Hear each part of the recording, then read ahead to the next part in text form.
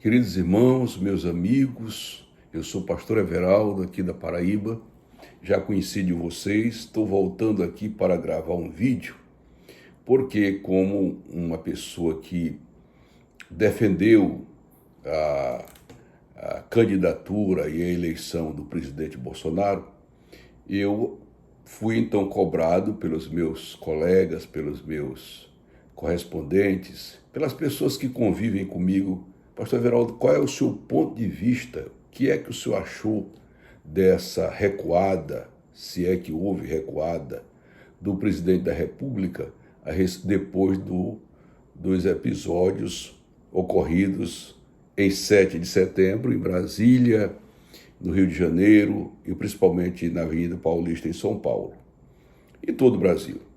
Eu quero, em primeiro lugar, dizer a vocês que eu estava com saudade. Eu não gravo sempre porque eu não sou bloguista, né? Os irmãos sabem, meus amigos sabem, eu sou pastor, eu sou advogado, eu não tenho essa competência dos bloguistas, mas de vez em quando eu coloco aqui minhas impressões para os irmãos e os amigos ouvirem minha opinião. Peço que vocês acionem o sininho que está por aí, inscrevam-se no meu canal. De vez em quando eu estou aparecendo por aqui para falar alguma coisa que entendo relevante. Então se inscreva aí no canal, acione aí o sininho, dê seus likes, como diz aí a mocidade, para ouvir a palavra deste velho. Mas vamos então ao assunto.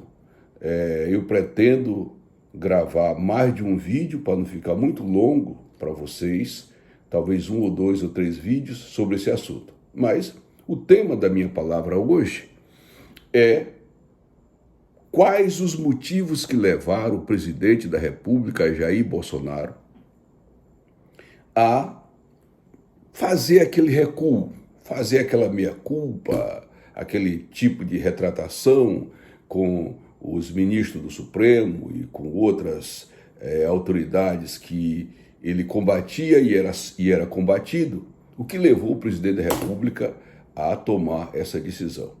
Eu quero começar dizendo aos irmãos que para haver um golpe de Estado, para haver um golpe militar, uma intervenção federal, principalmente no caminho que estava se seguindo, né, uma ruptura institucional a ponto de fechar como alguém queria a Suprema Corte e o Parlamento e etc., é preciso haver mais do que uma vontade do governante. É preciso também haver mais do que apoio da população. A população não tem armas, né? A população, na verdade, é indefesa, né? Ela é, vamos dizer assim, a dona do poder originário democrático. O povo é o dono do poder democrático originário, mas o povo não tem armas, o povo não tem o poder de agir, né? O povo só tem o poder da mobilização. E isso não é só isso o suficiente para haver uma ruptura institucional. Embora o artigo 1º, parágrafo único da nossa Constituição Federal, diga que todo o poder emana do povo, mas ele também diz lá no parágrafo único que este poder é exercido pelos representantes, é exercido pelos representantes do povo. Então, fica muito difícil você fazer um movimento de ruptura institucional, certo? Sem o apoio desses representantes. E vem então, comecemos então o nosso grande questionamento. O que faltou ao presidente da República é que, sem dúvida nenhuma, essa sua decisão, ela deixou muita gente desapontada, inclusive a mim, né? Eu não queria um golpe de Estado. Eu vivi em 64 e sei que nenhum governo de força, nenhum governo de exceção é bom.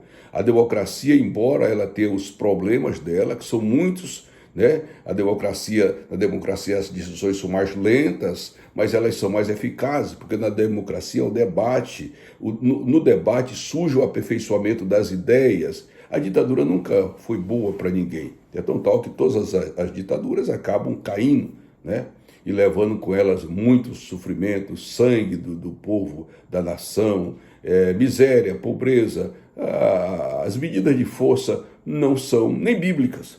né? Está lá escrito na Bíblia Sagrada, não por força nem por violência, mas pelo meu espírito, assim diz o Senhor dos Exércitos. Então, eu começo a dizer aos irmãos que, primeiro, eu acho que faltou o apoio político, né? Um apoio político condensado ao presidente. O nosso Congresso nosso parlamento é um parlamento fisiologista, né? O presidente da República, com a sua gênese militar, de austeridade, de dignidade, de boa reputação, de honestidade, ele não concordou em lotear os cargos públicos, né? Continuar abrindo as torneiras para deputados e senadores, como os outros governos fizeram. E daí faltou a eles esse apoio, desse toma lá da cá, tão conhecido do Brasil desde a colônia, né? Faltou aí o dinheiro para irrigar aquelas emendas pessoais, né? Aquelas benesses que os deputados, os senadores nossos sempre gostaram de ter. Isso afastou o apoio do parlamento do presidente para tomar uma medida de força. E, principalmente, faltou o apoio militar. Eu sempre disse aqui aos meus amigos, aos meus irmãos aqui na Paraíba, meus colegas de escritório, o presidente da República nunca teve apoio militar para fazer um trabalho desse. Eu me lembro, eu observei, o primeiro momento que eu observei que o presidente não tinha apoio militar foi quando ele foi na frente do quartel fazer aquele comício com os seus seguidores. Ora, se ele tivesse o apoio das Forças Armadas, ele não tinha ido para lá. Na verdade, ele foi para a frente do quartel, né, com o povo, exatamente para dar um recado aos militares. Disse, você não me apoia, mas eu tenho o povo aqui. Na verdade, eu tenho o povo. Foi isso que aconteceu. Naquele momento, eu percebi que o presidente da República não tinha o apoio das Forças Armadas. E não tinha o apoio das Forças Armadas por quê, pastor Everaldo? Ele não tem o apoio das Forças Armadas, na minha avaliação, no meu sentir, por dois motivos. Primeiro, um motivo de ordem, que vocês podem até rirem do que eu vou dizer, né? De ordem da caserna. Eu fui militar. Na organização militar tem uma coisa que eles não abrem mão, é da hierarquia. A hierarquia é a espinha dorsal da organização militar, né? E o Bolsonaro é um capitão. Ele é um capitão do Exército. Saiu do Exército por indisciplina, aquelas brigas, ele sempre foi brigão, e nas Forças Armadas isso não é admitido, e ele foi processado, e mandaram ele para a reserva para não haver uma coisa pior. Mas ele não saiu das Forças Armadas bem. E ele é um capitão. Os generais, os almirantes, né? Os brigadeiros, ou seja, a alta cúpula militar jamais aceita ser governada por um capitão, né? Mesmo que ele seja o presidente da República.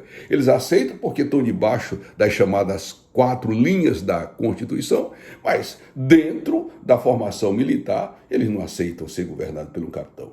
Depois o presidente da República levou algumas insatisfações para as Forças Armadas, não se pode dizer o contrário. Fez eles pagarem imposto de renda, aumentou a alíquota do INSS, né? E eles não são muito satisfeitos, né, com o Bolsonaro, diferentemente de que alguém pensa. Por outro lado, também, os atuais generais, marechais, né, brigadeiro, né, almirantes, ou seja, a alta cúpula militar de hoje, ela não tem o mesmo perfil da alta cúpula militar de 1964. A maioria dos militares hoje, da alta cúpula, foram ascendidos, foram promovidos pelos governos do PT. Né? O governo da esquerda, que passou aí 12 anos no poder, eles promoveram não só a alta cúpula dos atuais militares, né? A alta cúpula das Forças Armadas hoje, né? Foram objeto de promoção do governo do PT, como também no judiciário. Né? A alta cúpula do judiciário, os ministros, a maioria dos ministros, tem até rolando aí na internet essa estatística, né? A maioria dos ministros das cortes superiores foram nomeados pelo PT, no governo do PT. Então, apesar de a gente saber que o homem é um ser ingrato, ele também é um ser grato. E a gratidão entra nessa mesa aí. A gratidão, ela tem um efeito muito grande nessa decisão.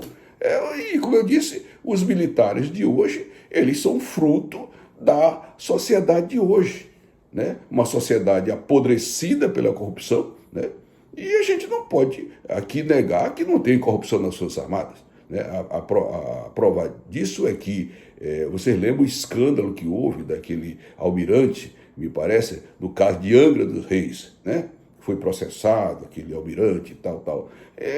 Só basta os irmãos e os amigos lembrarem também que esse desvio de armas, né, das Forças Armadas hoje na mão de bandidos, nós vemos muitos bandidos hoje usando equipamentos, usando armas privativas das Forças Armadas. Como é que essas armas saíram das Forças Armadas para parar na mão desses bandidos? Através, evidentemente, de membros das Forças Armadas, que, subornados, certamente, passam essas armas à frente. Então, as Forças Armadas hoje, elas não são mais aquela Força Armada que nós tínhamos em 1964. As Forças Armadas de hoje são frutos da sociedade que nós temos hoje.